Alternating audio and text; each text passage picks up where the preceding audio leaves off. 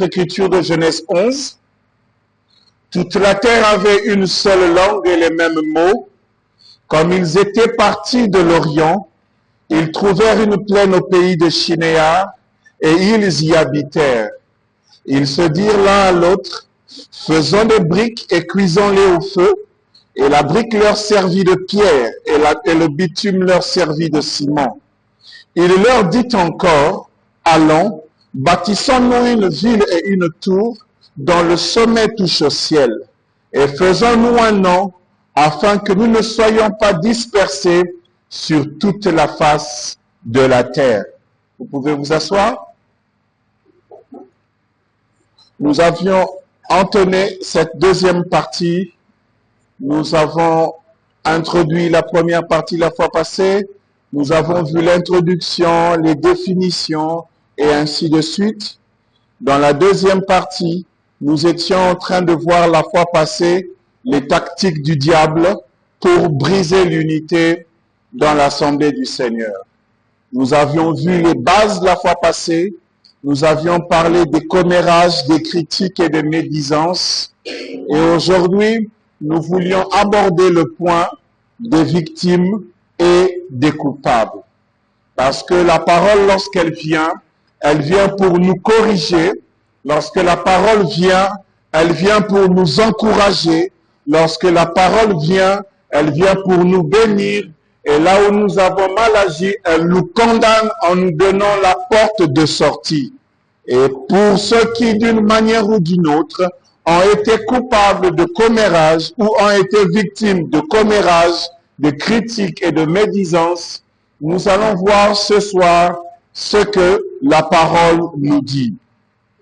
Le frère Branham montre que, il dit dans Apocalypse, livre des symboles, il est en train de paraphraser l'apôtre Paul.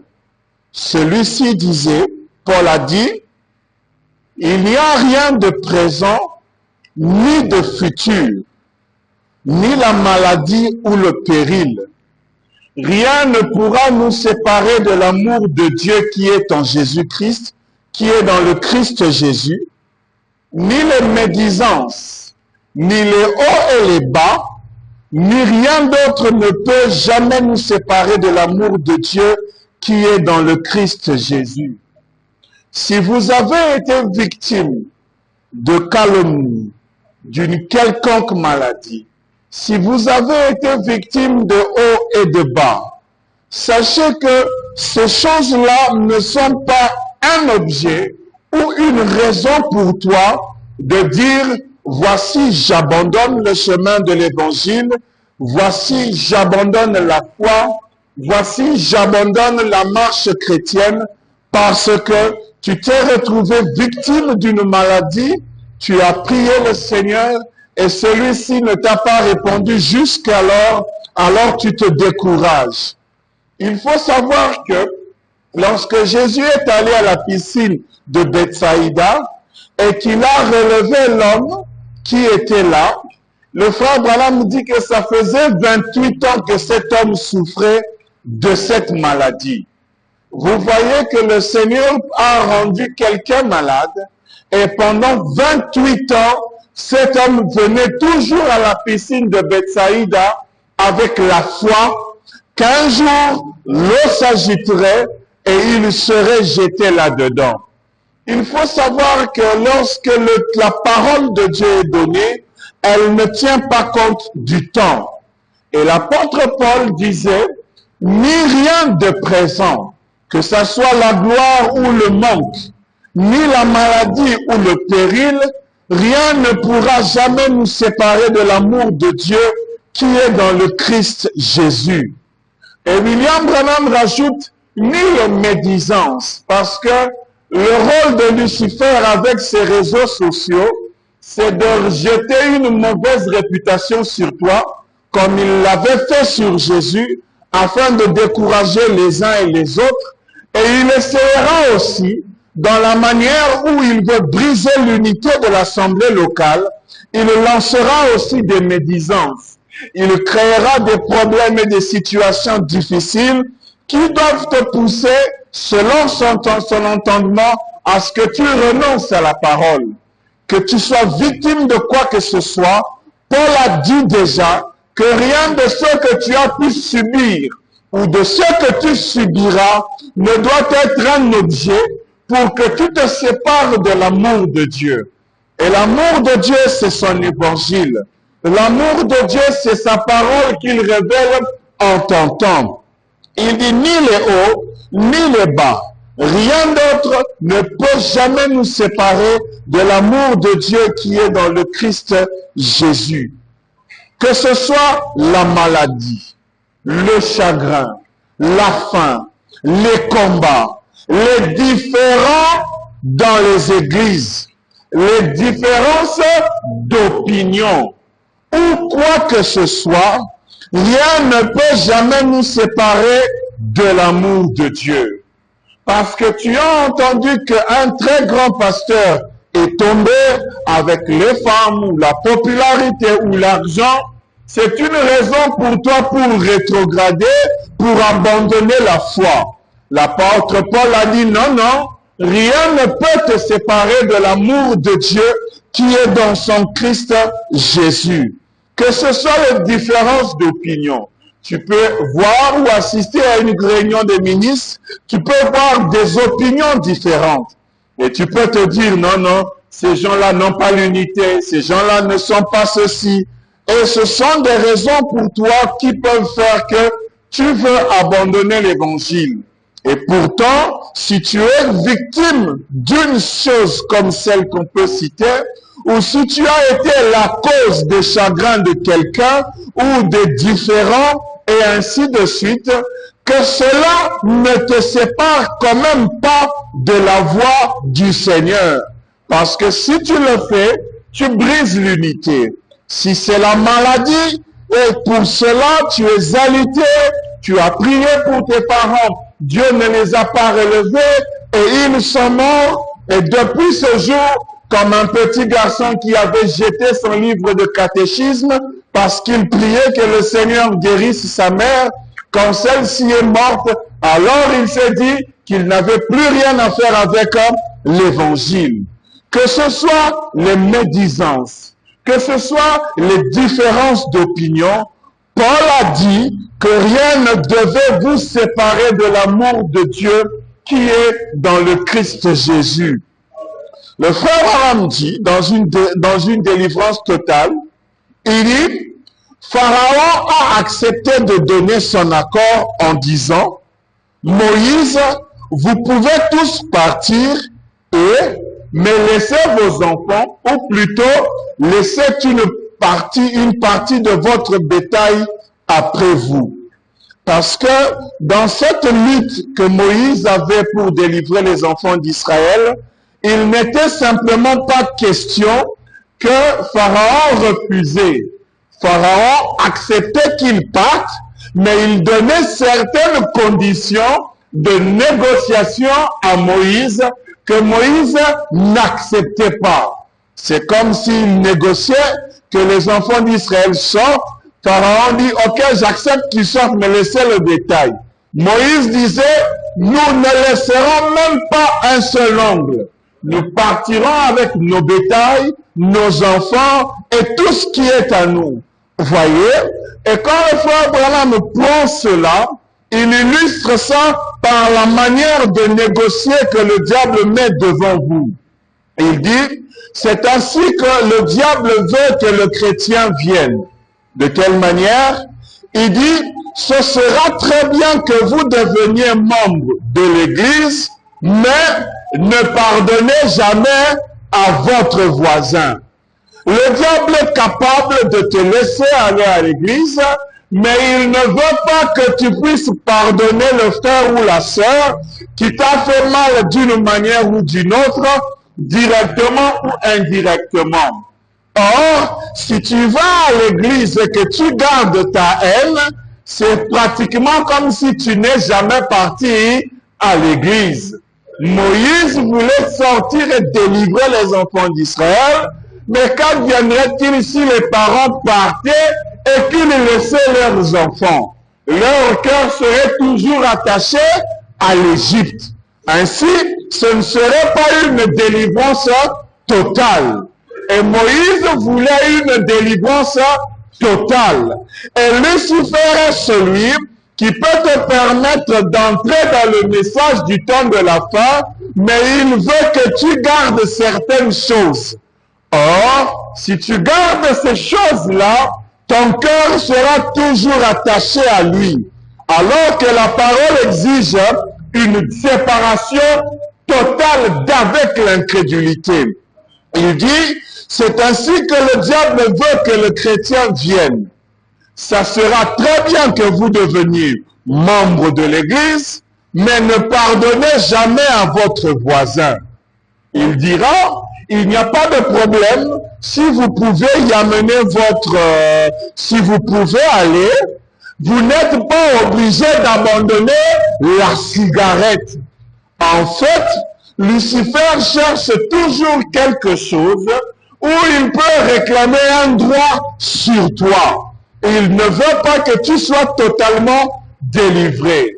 Or, si tu vas à l'église et que tu n'abandonnes pas la cigarette, il serait préférable pour toi de rester à la maison.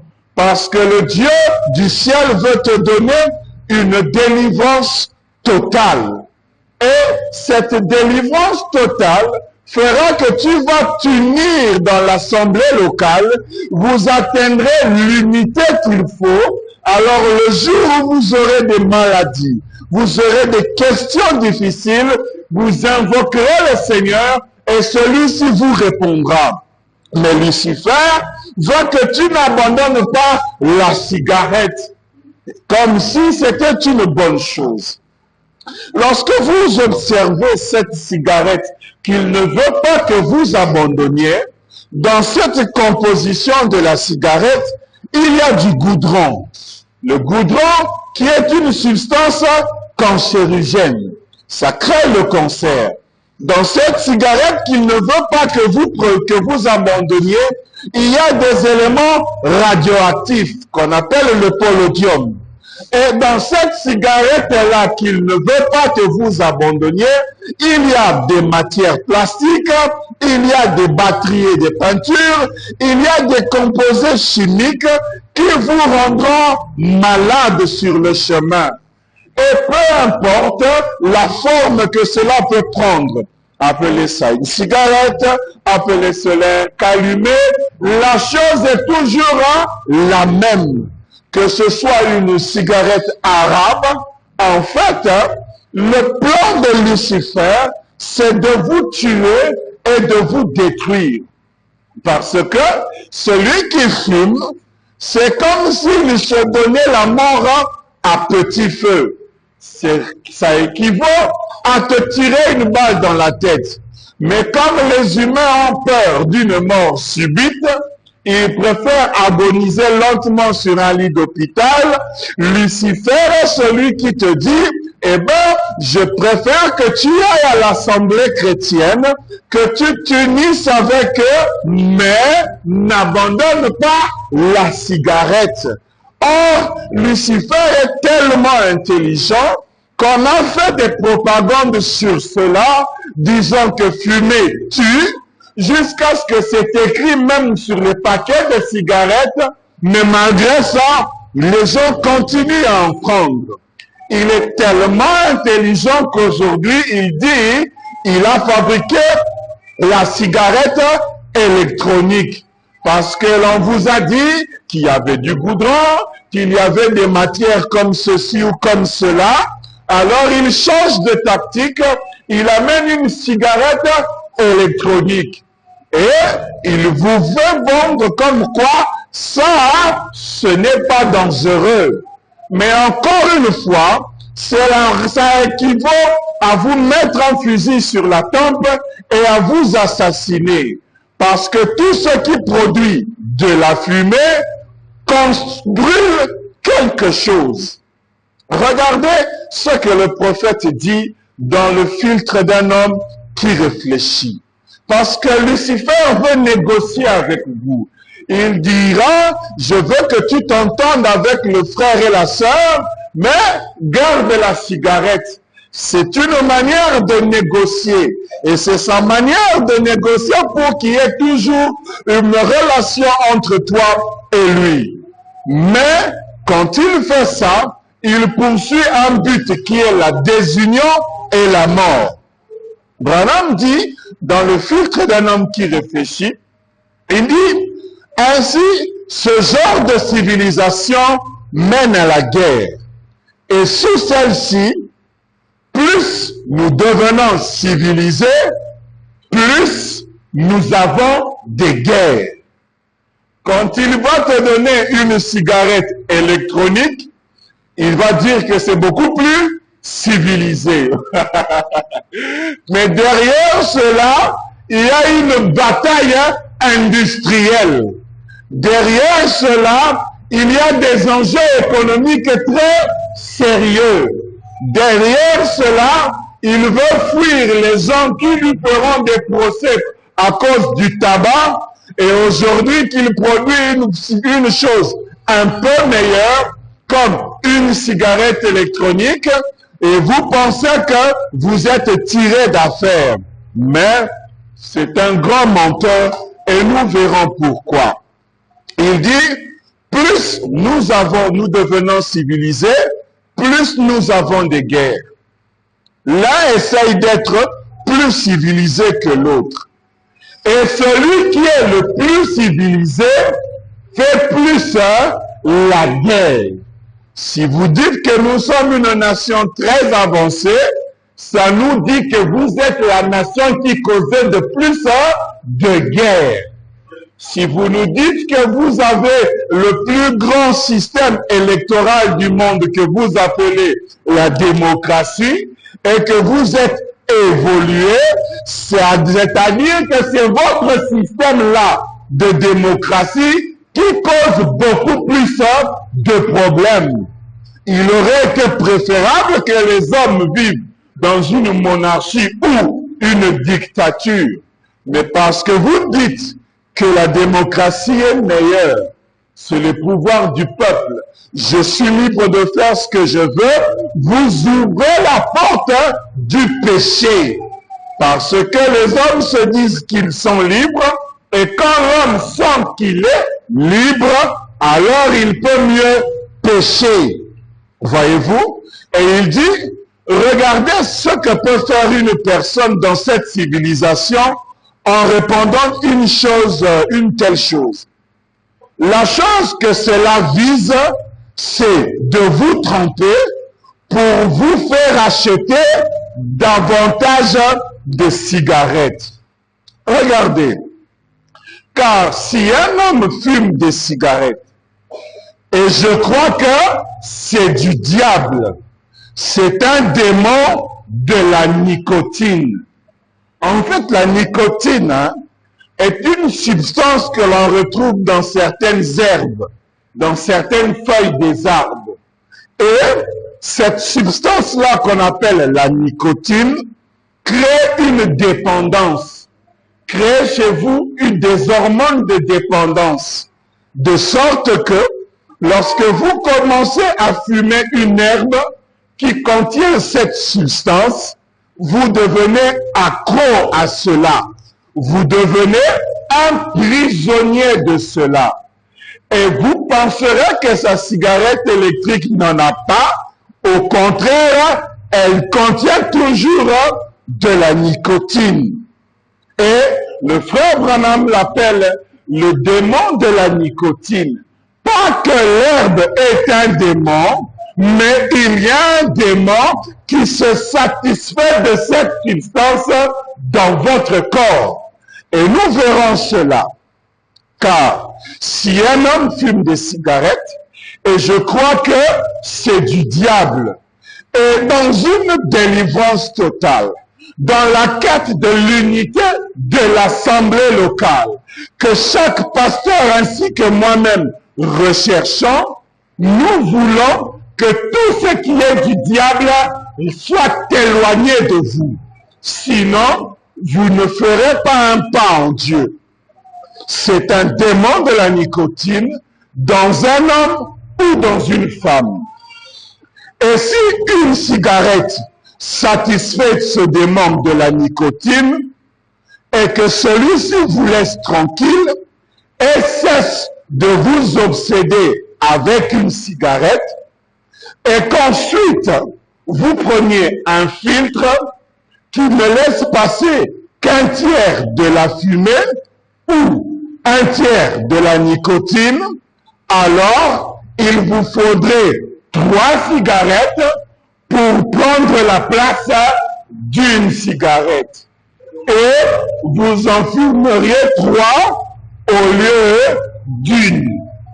C'est ça qui fait que même quand vous prenez sa cigarette électronique, vous n'allez pas loin. Vous êtes toujours dans ses pieds.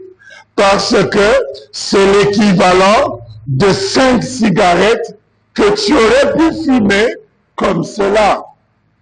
Et quand tu te mettras à fumer ceci, sache que le faucheur de la mort ou l'ange de la mort est à tes trousses. Et c'est ça le dessein de Lucifer. Il veut vous abattre. Regardez comment cette histoire est sérieuse. Dans l'histoire de ma vie, William Branham va raconter une histoire. Lorsqu'il était jeune, il cherchait aussi l'amour et il avait aussi une fille qui côtoyait. Je voulais trouver une jeune fille. Je n'avais rien à faire avec celle qui fumait la cigarette. Et vous savez, monsieur, j'ai des statistiques officielles. Et on affirme que 80% des femmes qui ont leurs enfants aujourd'hui ne peuvent pas les élever comme des mères le devraient. Des mamans qui fument la cigarette, leurs enfants n'atteignent pas 18 mois. Les statistiques aux États-Unis à cette époque-là montraient que les mamans qui avaient des enfants et qui fumaient, ces enfants-là n'atteignaient pas 18 mois parce que l'enfant était empoisonné par la fumée de la cigarette. Et que tu aies eu un père qui fume, sache que la même chose se faisait. Le problème des gens, c'est que ils diront, oui, mais moi j'ai fumé, mon enfant était là, il n'est jamais tombé malade. C'est peut-être un cas particulier chez toi. Mais si on prend les statistiques de toute une nation, on voit que la chose est très dangereuse et que c'est la cause de mortalité chez les petits enfants. Regardez, il dit, ils consomment le poison de la nicotine et cela les tue. Or, si une mère prend un fusil ou un couteau et qu'elle tue son enfant, vous allez directement l'amener en prison. Et vous direz que c'est une maman cruelle. Et pourtant, quand celle-ci fume la cigarette, elle fait exactement la même chose. Il dit, ils consomment le poison de la nicotine et cela les tue. Elles doivent nourrir leur bébé, elles doivent les nourrir au biberon avec le lait de la vache. Vous parlez de la 5e colonne. Que deviendrait toute l'Amérique? Il poursuit, il dit, il n'y a pas longtemps, j'étais assis dans un fauteuil chez un coiffeur. Et un homme était assis là, il était juste en train de se secouer et de trembler. Il va comme nous tous se faire coiffer, mais il découvre qu'un autre aussi est venu se faire coiffer, mais que cet homme-là tremblait. Et cet homme s'est levé et a dit, c'est vous le prédicateur Branham, n'est-ce pas? Et j'ai dit, oui monsieur. Il a dit, j'apprécie, et il fumait de toutes ses forces. Il a dit, j'apprécie vos commentaires de l'autre jour sur la cigarette. Alors, il m'a raconté son histoire. Il a dit, mon père et ma mère fumaient tous deux.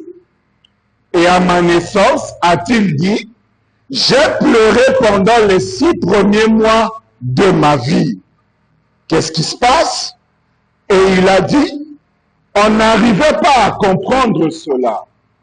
Alors, un jour, quand le médecin est venu, a-t-il dit, il s'est tenu là, mon père a allumé une cigarette et il a fumé. Et a-t-il dit, j'ai arrêté de pleurer. Alors qu'il n'était que dans le sein de sa mère, fils d'une mère qui fume, il s'est rendu compte que lui a été empoisonné, a été dépendant de la cigarette depuis le sein de sa mère. Lorsque la parole veut que vous arrêtiez de fumer, c'est parce qu'il y a des conséquences. Mais Lucifer essayera de vous dire que c'est un homme moderne, un homme civilisé qui doit fumer. Il poursuit son histoire, il dit, et le médecin a dit, attendez une minute ici. Il a dit, amenez cet enfant dehors. On m'a fait sortir, et je me suis remis à pleurer. Et on m'a ramené, et la fumée de la cigarette m'a envahi, et a-t-il dit, je me suis calmé. Le nerf de la cigarette, on a dû lui administrer de la nicotine à partir de ce moment-là. Il est venu au monde avec une dépendance à la nicotine. Il est venu au monde drogué parce que ses parents l'ont drogué depuis le sein de sa mère. Il a dit, regardez-moi maintenant, regardez-moi ici maintenant, je n'arrive simplement pas à arrêter cela. Mon père et ma mère, a-t-il dit, étaient à la base de cela. Que deviendront ces enfants? Vous y êtes? Vous y êtes, frère. Et ce qu'il y a dans la nicotine se retrouve dans plusieurs autres substances qui vont vous rendre dépendant. Et lui, ce monsieur, a été une victime. Ce que Lucifer cherche à faire, c'est de vous rendre dépendant à lui et à son système, pas pour votre bien, mais pour votre mort. Et c'est difficile, selon la science, de se débarrasser de quelqu'un qui fume, c'est-à-dire de la nicotine, que de l'alcool ou bien même de la cocaïne. Parce que la nicotine est une substance ou une drogue puissante. Et le problème avec les démons, quand vous en avez un, il cherchera à en appeler 7 autres.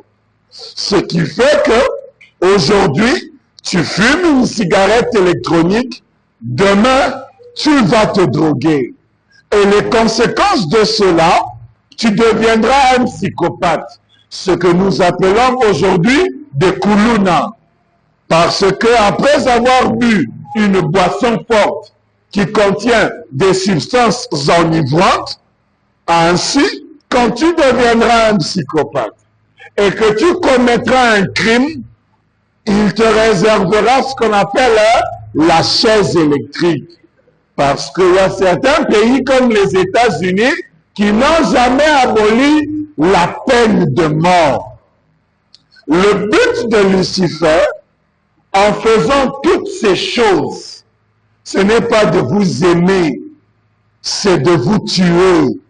Ce n'est pas de vous laisser libre, c'est de vous mettre une corde de pied pour que vous ne soyez pas totalement délivrés, pour que vous ne soyez pas totalement unis à Dieu, c'est pour que vous ne sachiez pas totalement vous défaire de lui.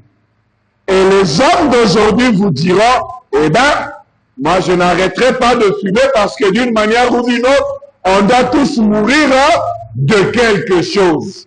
Ah bah oui, ils vont te dire, eh ben, aujourd'hui, bah, si tu ne fumes pas parce que tu crains de mourir, sache que tu mourras aussi par un accident.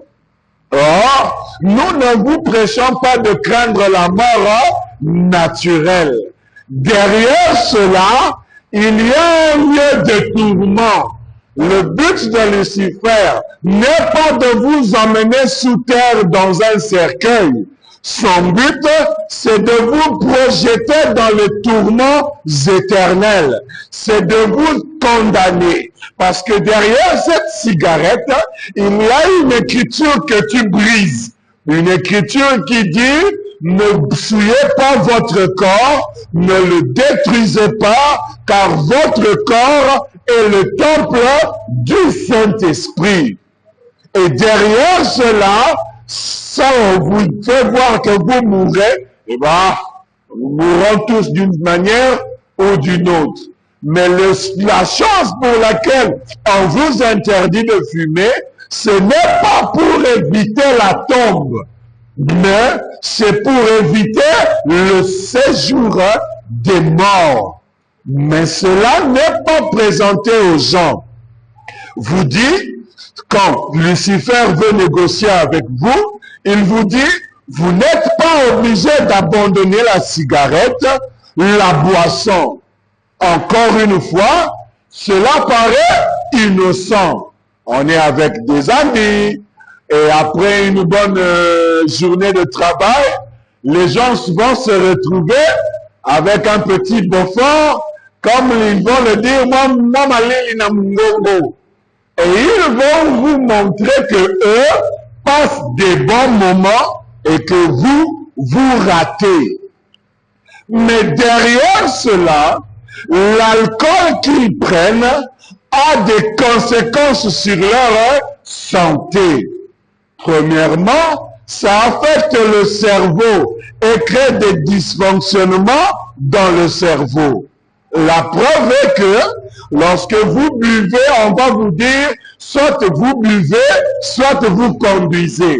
Parce que si tu conduis pendant que tu bois, tu commettras un accident. C'est-à-dire que tu ne seras pas en pleine possession de tes facultés. C'est-à-dire que ton cerveau sera engourdi. Tu ne sauras pas résister à la tentation. Si une belle jolie fille se présente devant toi pendant que tu as de l'alcool dans le cerveau, eh bien, tu oublieras que tu as fait des vœux de mariage à une certaine fille ou à un certain monsieur. Cet alcool qu'il va vous présenter comme un moyen de socialiser avec les autres n'est rien d'autre qu'un poison qui va attaquer votre foie, qui va attaquer vos reins et qui va vous donner des problèmes cardiaques. Regardez dans ce qu'il dit dans « Il prend soin de vous ». Il dit, quand les gens atteignent l'âge d'environ 30 ans, ils ont le cafard. L'âge de 30 ans. Mais que signifie cette expression « avoir le cafard » ? Lorsque vous demandez à Gemini, une intelligence artificielle, tout comme vous pouvez demander au grand Larousse et au grand Robert, maintenant nous sommes à l'époque de l'intelligence artificielle et on va aussi l'utiliser. Gemini vous dit que cette expression française, avoir le cafard, est une expression idiomatique française qui signifie se sentir triste, déprimé, mélancolique ou abattu. Cette locution est utilisée pour décrire un état de tristesse passagère, des idées noires comme quoi tu veux te suicider, un sentiment général de déprime, ou de morale bas. Et William Branham me dit, généralement, quand les hommes ou les femmes atteignent cet âge de 30 ans, la vie leur amène cette manière de se sentir. La vie leur amène le sentiment d'avoir le cafard. Et vous devenez triste, vous devenez déprimé, vous devenez abattu. Pour vous, le monde s'arrête de fonctionner à l'âge de 30 ans. Mais pourquoi? Maintenant, on doit consulter l'Esprit divin. Parce que les hommes, si aujourd'hui ils se comportent mal, c'est parce que leur corps qu'ils ont est un piège. C'est la raison pour laquelle, si tu veux te sauver par la chair, tu ne pourras pas. Et regardez ce que les hommes font. Quand les gens atteignent l'âge d'environ 30 ans, ils ont le cafard. Mais pourquoi? Ils se disent, avec l'âge que j'ai, je n'ai pas encore suffisamment joui de ma jeunesse. Alors, et des fois, ils essayent de tricher vis-à-vis des vœux de mariage, les hommes comme les femmes. Parce que moi, je me suis marié à 20 ans. Ah, mais comme les Quinoises et les Quinois le disent, mais ça lui dit, mais vraiment, ça la vie. Si on a bali avant, à 30 ans, la nature vous amène ces sentiments-là. Tu es en train de vieillir. Tu es en train de mourir. Ta jeunesse est en train de passer. Alors tu te sens mal parce que ta jeunesse est en train de passer. Et pour que ta jeunesse ne passe pas, tu veux faire des choses comme si tu étais libre, sans engagement. Alors, sachez que certains essayent de tricher vis-à-vis de leurs vœux de mariage, les hommes tout comme les femmes. Et vous ne verrez que vous ne comprendrez pas un homme qui surprend sa femme commettre adultère avec un autre, ou une femme qui surprend son monsieur commettre adultère avec une autre. Si vous, mais il y a tout à la maison.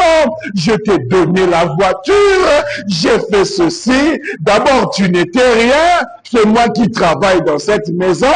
Patati et patata, vous irez chez le psychologue. Lui aussi ne comprendra pas.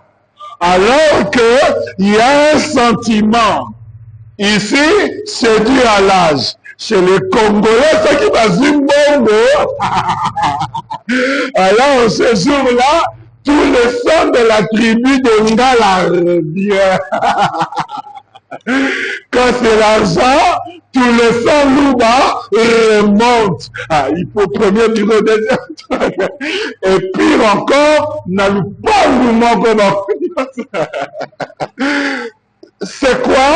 Il a une crainte. Il a un souci. Sa jeunesse est en train de partir. Il se dit qu'il n'a pas suffisamment bénéficié. Ah, il est devenu ministre à l'âge de 50 ans. Alors, comme un bon député, il faut qu'il ait des maîtresses par-ci, par-là. Parce qu'il faut rajeunir. Il y a Zimbabwe avec Mukolo. Bon, Saint-Esprit peut azuiter, si il passe à la ville. Et la nature lui dit, tu vieillis, aux Okende, c'est fini. Non, non, il y a encore Kende, il faut jouir. Voyez-vous, les hommes comme les femmes, ils sont tous coupables. Quel est le problème? Il leur manque quelque chose. Des fois, ils se mettent à boire. Quand vous les voyez boire, ils vous montrent qu'eux vivent et que vous ne vivez pas. Ils vous montrent qu'il y a des plaisirs de la vie que eux jouissent et que vous n'en jouissez pas. C'est le message qu'il vous donne. Et à l'âge de 30 ans, vous verrez un enfant bien éduqué et tout ça, il n'a pas bu, mais quand cette alarme se dresse dans le cœur, c'est fini. D'abord, il est majeur. Donc, il faut qu'on récupère l'année perdue. Comme une autre fille se dira, ah, moi j'étais jeune, mais alors le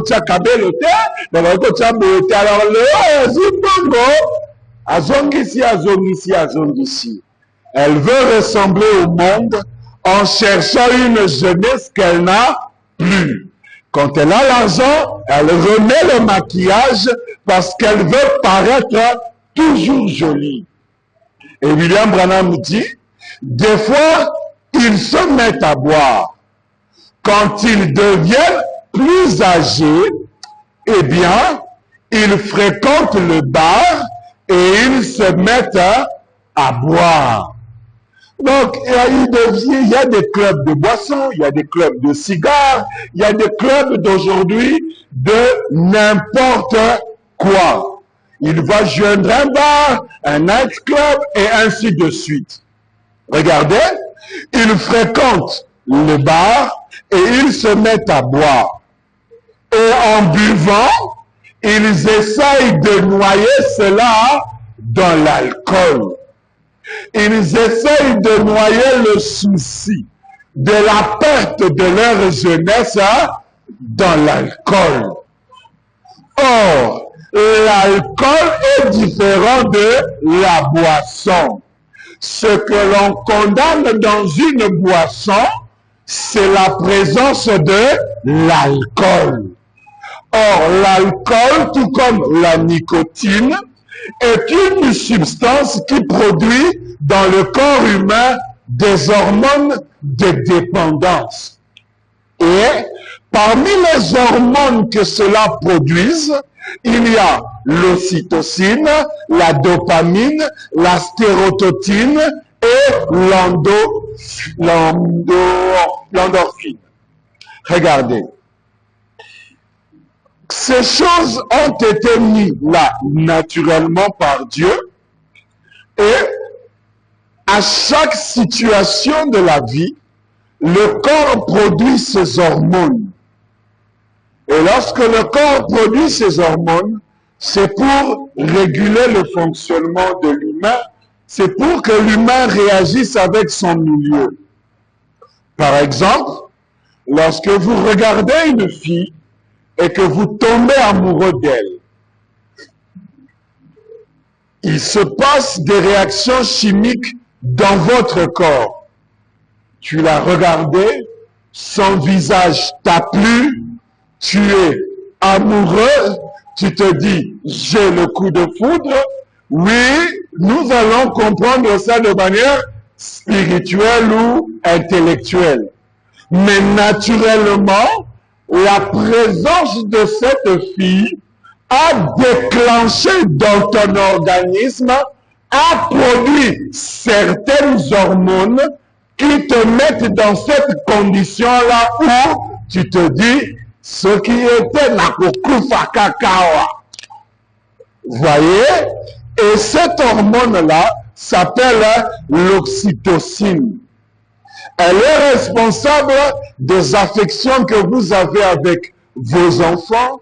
Elle est responsable des affections que vous avez avec vos membres de famille. Elle est en relation avec vos collègues de travail.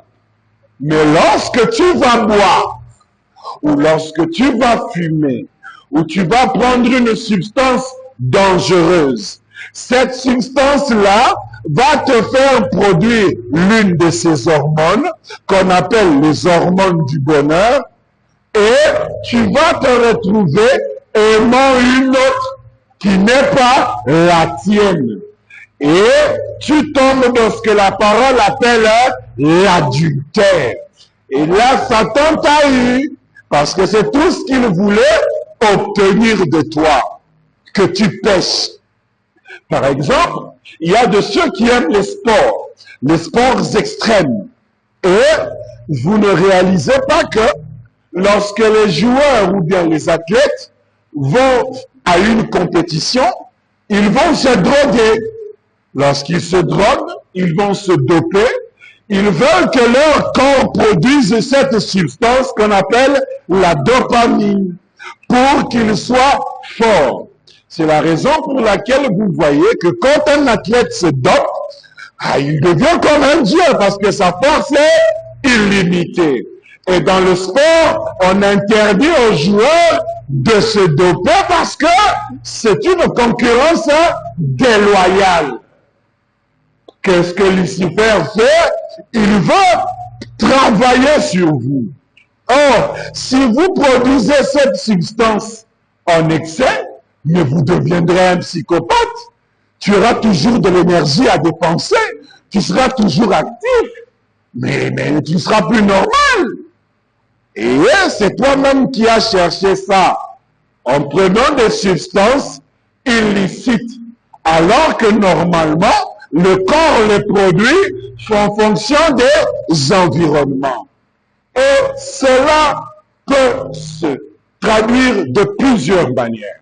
Par exemple, l'endorphine est responsable du rire, il est responsable du soin de soi, il est responsable de l'antidouleur, parce que le corps humain, lorsqu'on se blesse, s'il y a une plaie, observez, à moins que la blessure soit trop profonde, mais à un moment donné, vous voyez que le sang coagule, que la plaie se ferme. Et William Branham dit que sachez que vous avez la guérison divine dans votre corps.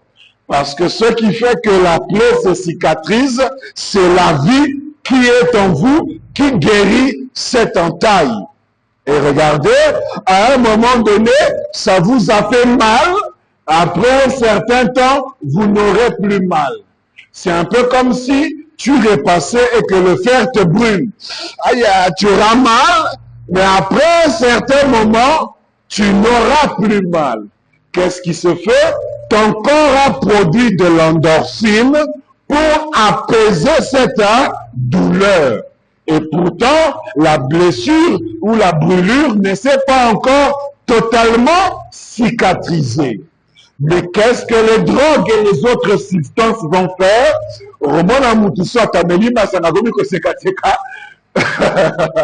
C'est parce que la boisson qu'il a prise a produit de l'endorphine et au capacité.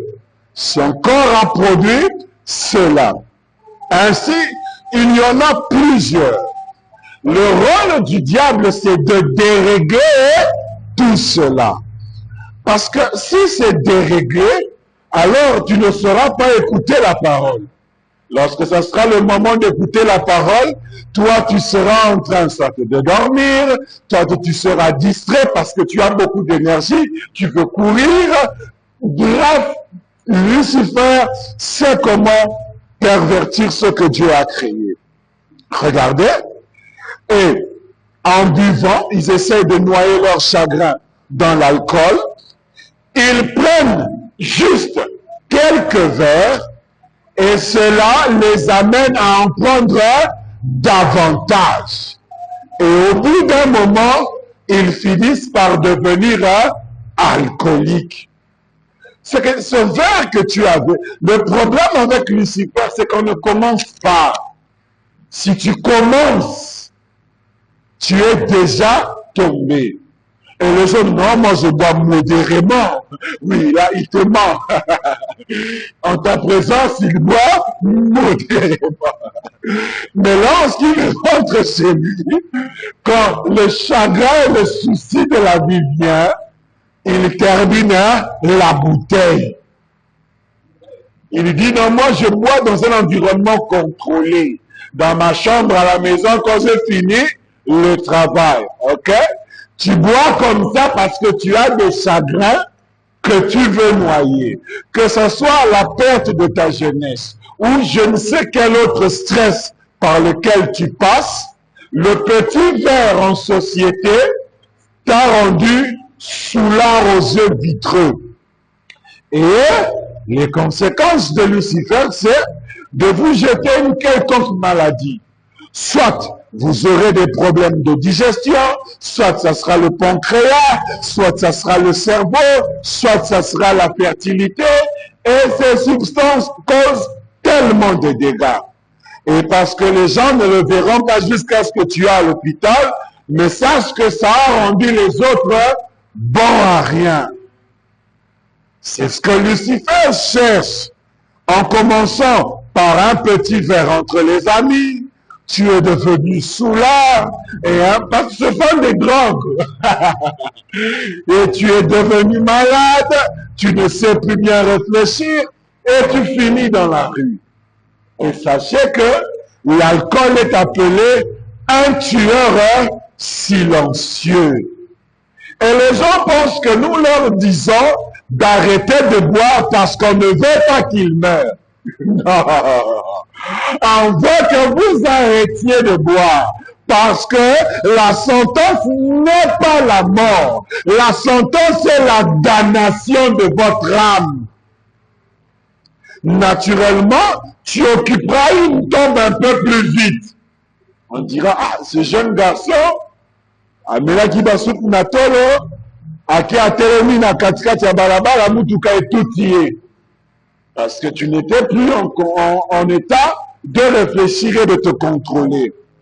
Tu étais là, tu as bu je ne sais quoi, une quelconque drogue, ou fumé je ne sais quoi, ça t'a donné de la force et tu es allé te battre. Quand tu es allé te battre, coup et blessure, la prison. Mais le problème n'est pas les conséquences naturelles. Parce que tu nous diras, te coup pas du fort, Lyonce. Et pourtant derrière, il y a un enfer qu'il fallait que tu évites.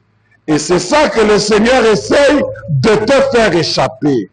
Il faut rappeler aux gens que dans la parole, il y a une partie spirituelle, il y a une partie morale, il y a une partie civique, il y a une partie sanitaire. Ah là là là là là, on va voir ces choses. Regardez, on va voir ça. Il y a la partie sanitaire, regardez. Et en buvant, ils essayent de noyer cela dans l'alcool. Ils prennent juste quelques verres et après cela les amène à en prendre davantage et au bout d'un moment, ils finissent par devenir alcooliques. Et des fois, pour être populaire, ta motif est ça est belé. Parce que pour être un bon garçon, bien vu, bien en vogue, surtout dans l'université, ce qu'on dit moi cigare, cigarette que tu te poses, c'est comme cigare il y a 3 fois ou 4 fois plus gros. Voyez-vous? Et 4 fois plus toxique. Et des fois, pour être populaire, ils regardent la télévision et dans les rues, ils fument. Et la chose la plus vile que les femmes ont faite en ce 20e siècle, c'est quand elles se sont mises à fumer la cigarette.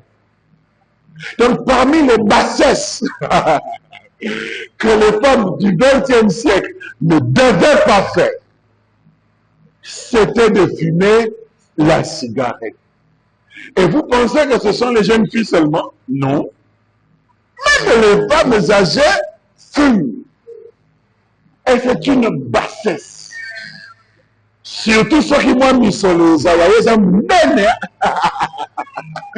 surtout quand Lucifer peut vous donner l'argent pour acheter des cigares qui viennent de Cuba. Hein? Ou un seul cigare te coûte $100. Et puis, au Kenya, boîte de nuit, au Tchèque, au Moli, au Béni cigare à Cuba. Bah, tu dois respecter. Et pourtant, tu es en train de mourir. Pourtant, il y a un démon de nicotine qui te fait agir. Voyez-vous? Et ce sont les membres les plus redoutables de la 5e colonne, parce qu'il parlait aussi du 5e évangile. Que cette nation ait jamais connu. Cela détruit la moralité. Cela remplit ses asiles de fous. Cela remplit les hôpitaux de tuberculeux, de cancéreux et tout ce qui s'ensuit. Et les gens font tout cela pensant, et les gens font cela cependant pour avoir une consolation. Vous voyez, ils cherchent une consolation. Mais c'est le problème de Satan, c'est de donner la mauvaise chose à consoler. Dieu nous a donné quelque chose pour nous consoler. Quoi? Le Saint-Esprit, le consolateur de Dieu. C'est parce que les humains n'ont pas eu ce consolateur que Lucifer les a donnés. La boisson, la mauvaise vie de l'impudicité et toutes ces autres choses. Ces choses sont des substituts qui, en fin de compte, mèneront à se bagarrer, à tricher, à voler, à se comporter mal. Il y a moi, chez nous, les gars, là, quand tu donnes l'alcool dans une fête, sachez que les gens vont se battre. Et ils diront, c'est un mec qui vient, il faut babundaki na souka. Babundi na état normalité. Masanga et Matina Moutou. Alors, ils ont eu de l'énergie et ils peuvent se donner des coups. Et quand il rentre à la maison blessé, fatigué, il a mal, il réalise le matin, ah, Nabunda qui pas beau kilo, hein. Ah, c'est un qui dit, c'est ça, les gens de ce monde. Ils qualifient une fête de bien parce qu'il s'est bagarré. Maintenant, même un comportement, on a dit tout le monde photo, on met une boîte de nuit, on met tout le coffee, cachot, coup et blessure. On a bien, on met une masanga, on zongi, on met tout le coffee. Aux États-Unis, on a 911, la police. Ici, la police, c'est quel numéro? 11. Voilà. Là, le 911 aux États-Unis, au Sam.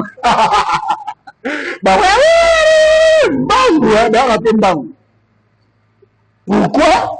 On me l'a dit, moi, et parce que vous volez, vous buvez, vous faites toutes ces choses, que vous avez manqué le consolateur de Dieu, et que vous avez pris ces substituts qui, en fin de compte, mèneront à se battre, à tricher, à voler, à se comporter mal.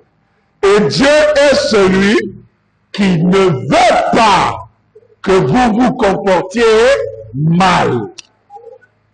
L'autre soir, ma fillette m'a posé une question. Elle a dit, ou plutôt, c'était le petit Joseph, qui aujourd'hui est le pasteur du Branham Tabernacle. Il a dit, papa, est-ce que une sorcière, est-ce que ça existe?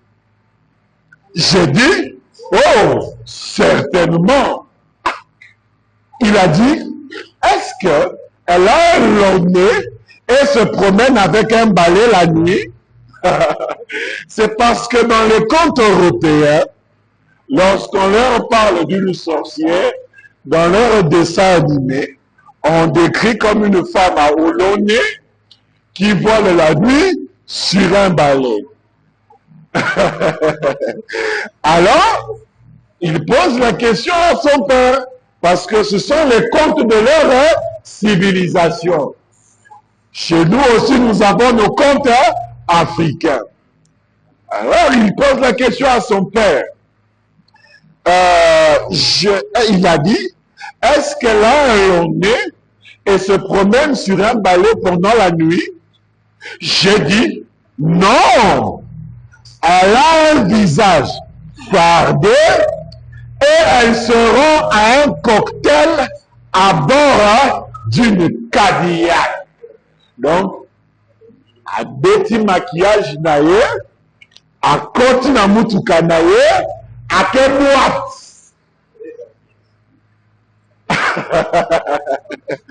Et puis, elle a dit que la maman boye, kendo tuna pri ya koloba ya alati yo zipi nzoto.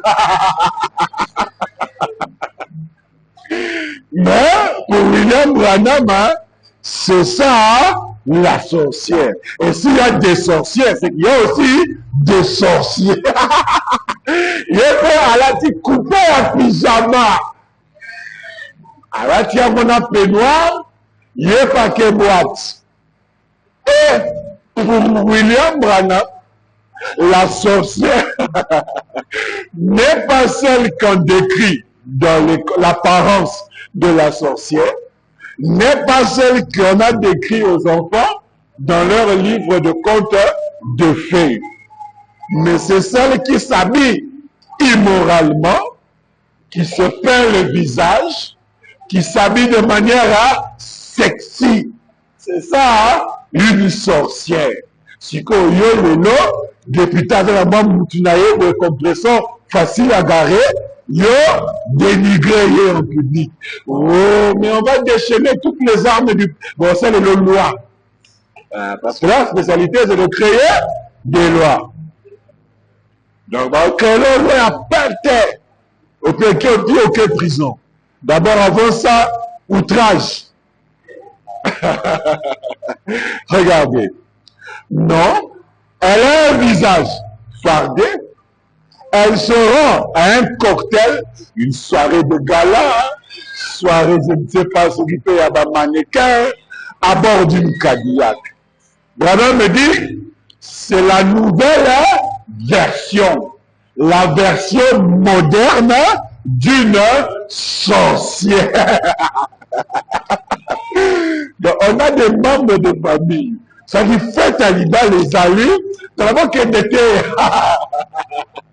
pour jour, on a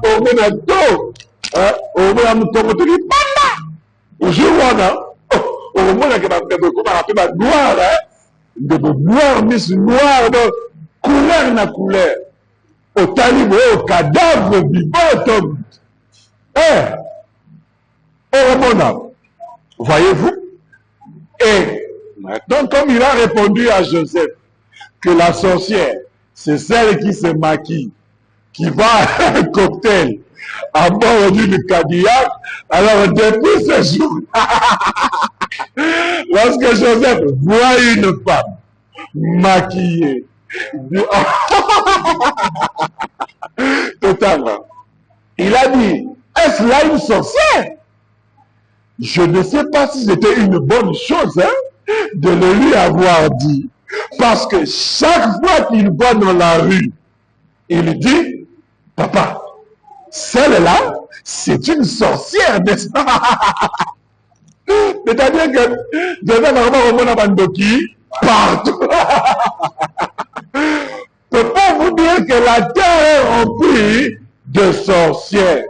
Toi, tu vois que la sorcière,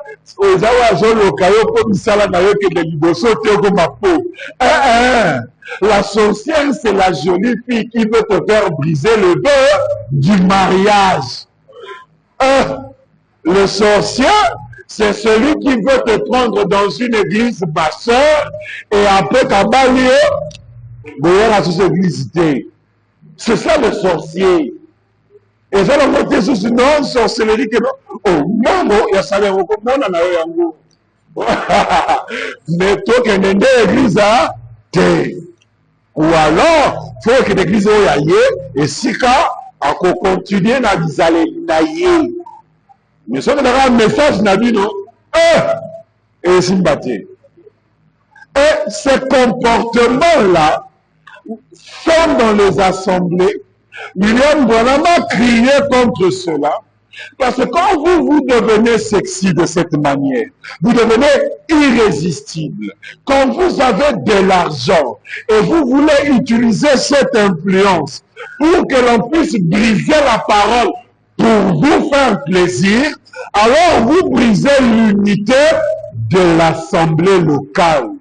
Alors que tout pasteur est à la recherche de l'unité. C'est la quête de l'unité. Mais quand vous sortez de cette quête, vous devenez des sorciers et des sorcières. Alors, si on doit prendre cette définition, c'est que le monde est rempli de sorciers et de sorcières. Et il a dit, papa, celle-là aussi, hein, c'est une sorcière, n'est-ce pas? Oh, prenons dans dès ce moment-là. Oh, on va récupérer quelques petites minutes à cause du retard d'aujourd'hui. J'ai eu une crevaison, mille excuses. Et dès ce moment-là. Et puis, il y a une femme immorale. Elle pourrait dire, j'étais une femme vertueuse avant que mon amant me quitte. Avant une amant chérie n'a pas boye. Avant que promettre que et que simba barubalana. Mais en chemin, si pango aboyi na yeye. Histoire en souki nanzela. Cela m'a bouleversé au point que je ne pouvais plus, je ne prenais plus garde à moi-même. Alors j'ai commencé à mener une mauvaise vie. Certaines femmes aujourd'hui se sont retrouvées vivant avec plusieurs hommes à cause d'une première déception amoureuse. Et là, un choc, parce que l'amour s'était réveillé, et Mata qui peut vendre na vie mobimba, yo, au décevoir le jeune homme. Alors, répète, il va retour.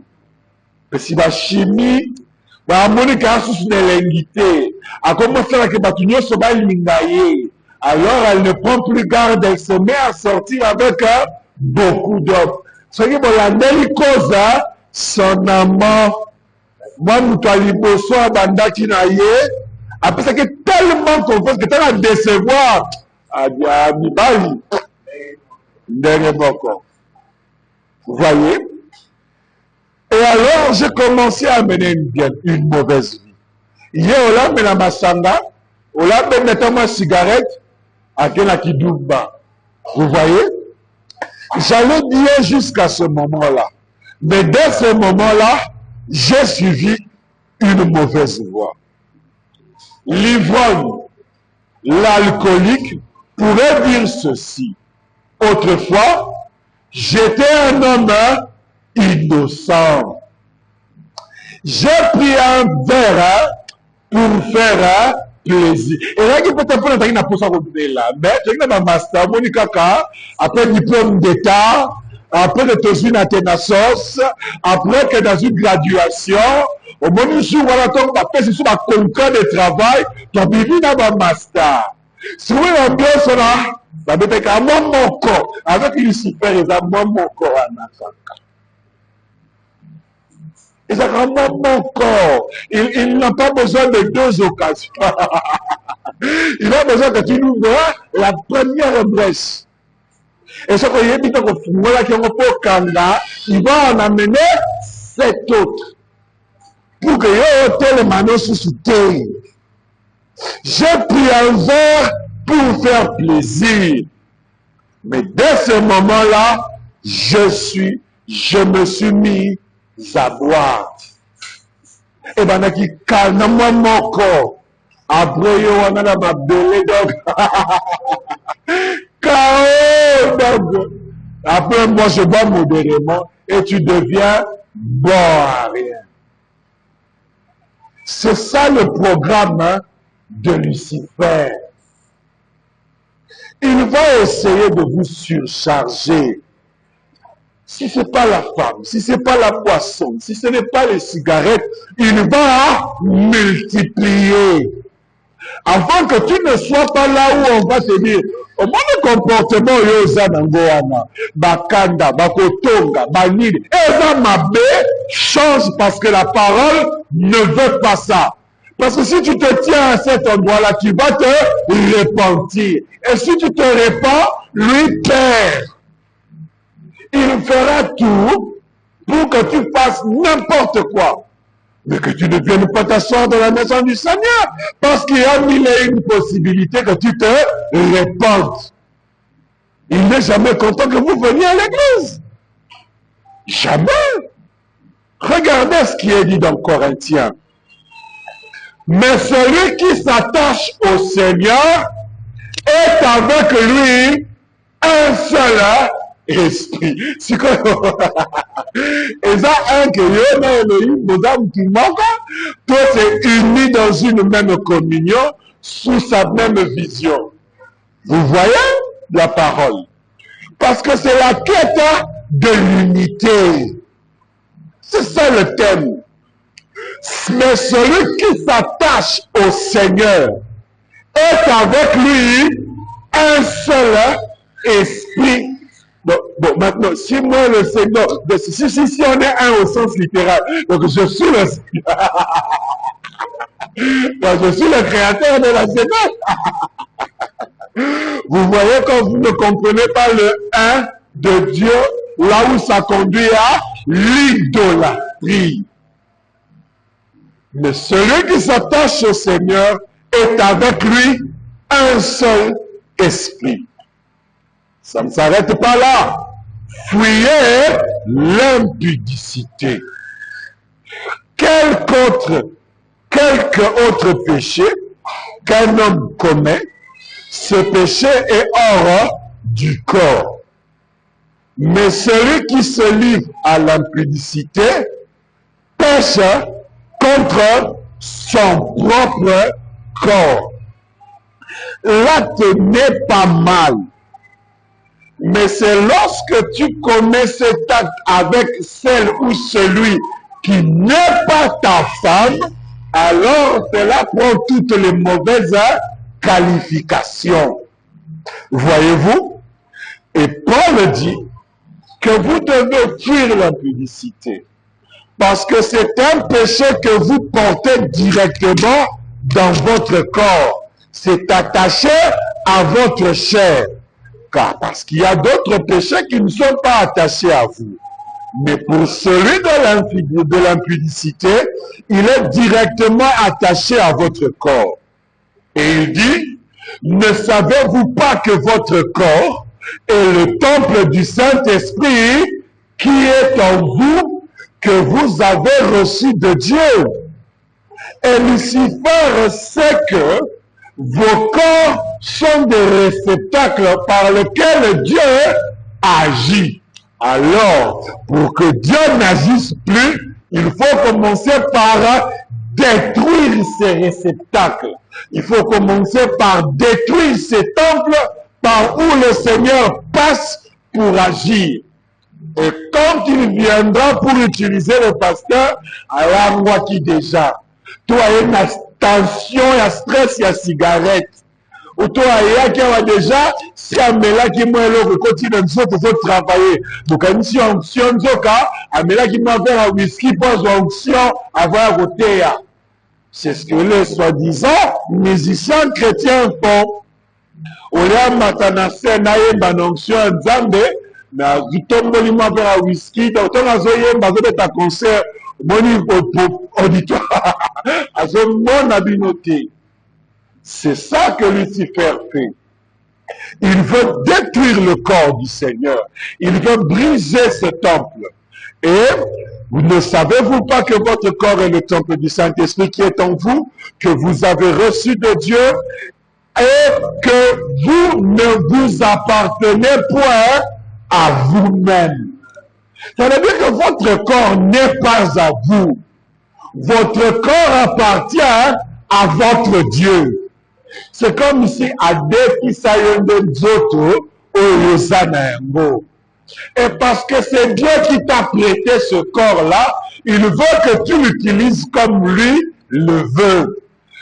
Mais quand tu te mets à boire et à faire tout ce que tu veux, en d'autres termes, tu dis au Seigneur que ton corps t'appartient et que tu peux en faire ce que bon te semble.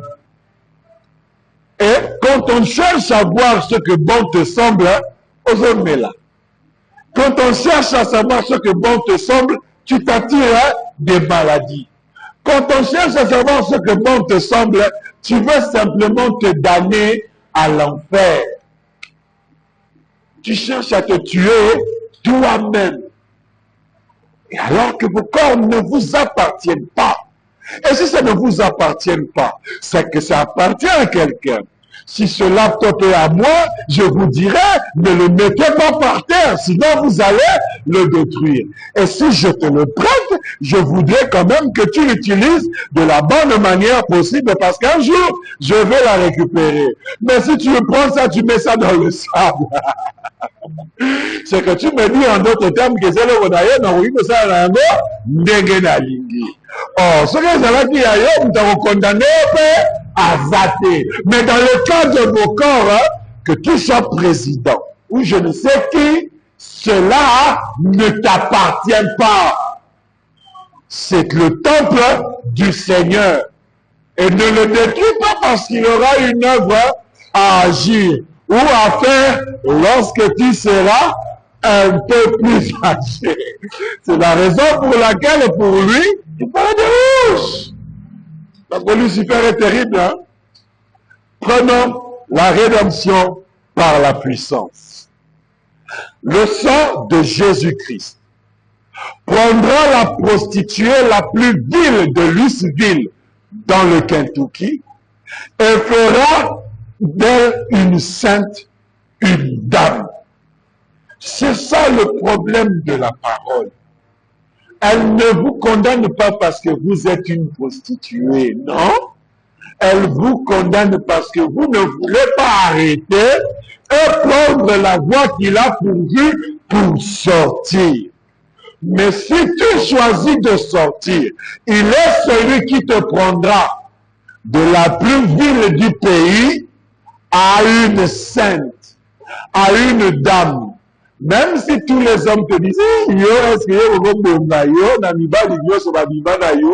oui, ça sera les mots du diable sur toi. Mais le Seigneur, lui, te considérera comme étant une sainte, une dame. Tu es digne de tout les honneurs. Et pire, il est même capable de te donner un frère qui n'a jamais connu de femme. C'est ce qu'il a fait avec Rahab, la prostituée. Il l'a fait avec tout le monde qui ont soutenu la parole de leur temps. Vous voyez?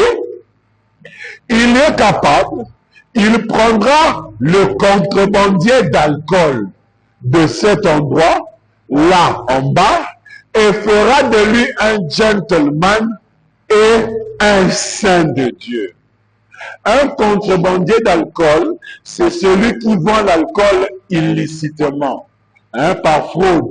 C'est-à-dire, si soupunatolo na Congo, tona kin po ezobenda bakulu na basala ba dégâts, mais ça relamba rama soupunatolo na o na kuku, on continue à retirer emballage, il y a café. C'est ça ce qu'on appelle une contrebande d'alcool. Mais pour une personne comme ça, la parole qui est donnée en ce temps de la fin va te prendre et te faire cesser ce business, pas te rendre pauvre. Tu changeras de business. Mais entre le moment où tu arrêteras ce business et le moment où tu auras le nouveau business, faut qu'on a monté ma pauvre dans l'épreuve, il y a au sakanate, mon mécado. Vous me regrettez, c'est qui m'a l'air de tourner, mais dans la minute, Nazongo na moi mike na gauche. Bon, même quand la parole vient, les hommes pleurent. Parce que cette parole fait mal. Et la prédication qui viendra après celle-ci, oh là là, regardez. Mes amis citoyens du royaume, mes compatriotes de Kentucky, de l'Indiana et des environs, ce soir, ne pensez-vous pas qu'il est temps pour vous de considérer ce Seigneur Jésus avant que la dernière occasion ne vous soit retirée? Il faisait des appels solennels parce que cet évangile qu'on vous prêche, il y a un moment où tous donneront le dernier serment, où tous viendront à l'église pour la dernière fois. Et chaque jour est une occasion pour vous rapprocher du Seigneur. Lorsque l'on prend dans une délivrance totale, le frère Branham dit ceci. On a lu que la méthode de Lucifer, c'est que vous ayez des choses à garder. Il aimerait que vous n'abandonniez pas la cigarette, ni la boisson, le mensonge, le vol, les critiques et consorts. Lorsque l'on parle du vol et de toutes ces choses, le vol et le mensonge, parfois ça va de pair. Si on prend les 10 commandements disent ceci. Je suis le Seigneur ton Dieu. Tu n'en auras point devant ma face. Tu ne te feras pas d'idole. Tu ne prendras pas le nom de l'Éternel en vain. Observe le jour du repos pour le sanctifier. Honore ton père et ta mère. Tu ne tueras point. Tu ne commettras point adultère. Tu ne déroberas point. Parce que tu sais que dérober, les gens du monde disent qu'ils volent à neuf, volent à neuf. Parce que cela commence par, tu as braqué des voitures, tu arraches à une vieille mère qui marche son sac dans la rue, tu es en moto, tu arraches à quelqu'un, je ne sais quoi, son bijou, ou bien tu hackes son mot de passe, et ainsi de suite, comme les Chekoula que les Congolais font dans la Bitilia Poto, et plus tard, ce que Lucifer vise, c'est que tu deviennes un bandit à main armée. Et le niveau, c'est que ça monte jusqu'à un jour où tu voleras la banque. Mais que tu la voles physiquement, ou bien que tu hackes son système, tu deviens toujours un voleur, ou tu es toujours un voleur, et tu brises l'un des commandements du Seigneur, qui a dit dans les 10 commandements, tu ne voleras point. Et quand tu dérobes la banque, tu ne sais pas que tu fais du mal à ton prochain. Parce que tu fais l'économie là-bas pour qu'à un moment donné, pas que tu rebelles. Mais toi, tu t'es montré plus malin que tout le monde. Tu te dis riche, mais tu as fait du mal à ton prochain. Regardez, Lucifer voudra que vous gardiez toutes ces choses. Il vous dira, vous n'êtes pas obligé d'abandonner cela. Joignez-vous simplement à l'église.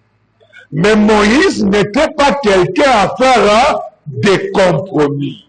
Et moi non plus, en tant qu'Éphésiens 4, je ne suis pas quelqu'un à faire des compromis. C'est là qu'il est préférable que tu gagnes ton petit salaire que d'avoir le gros salaire du gouvernement qui t'amènerait à devenir voleur et que la parole du Seigneur te condamne demain. Pour le Seigneur, il est préférable que tu mènes une vie pauvre plutôt que de mener la luxueuse qui t'amène à briser sa parole. Or ça, c'est un choix que chaque individu doit faire personnellement. Ce n'est pas au prédicateur de te dire ne fais pas ou ne va pas, parce que quand la partie épreuve viendra, si ce n'est pas ton choix, si ce n'est pas ta volonté, tu commettras à jeter la faute de ton malheur sur les autres, au lieu de porter les conséquences de ta propre foi en l'Éternel et dans le message de l'heure qu'il t'a donné. C'est ça que les hommes ne veulent pas faire face. Faites face à la parole et elle vous donnera ce qu'elle a promis. Peu importe le temps que cela prendra. Moïse n'était pas quelqu'un à faire des compromis. Et vous aussi, ne soyez pas des gens à faire des compromis. Il cherchait à avoir une délivrance complète. Et vous aussi, faites comme Jésus qui a dit à Lucifer, je n'ai rien qui est à toi et tu n'as rien qui est à moi. Comme les Quinois disent, tu as dit moka, moka.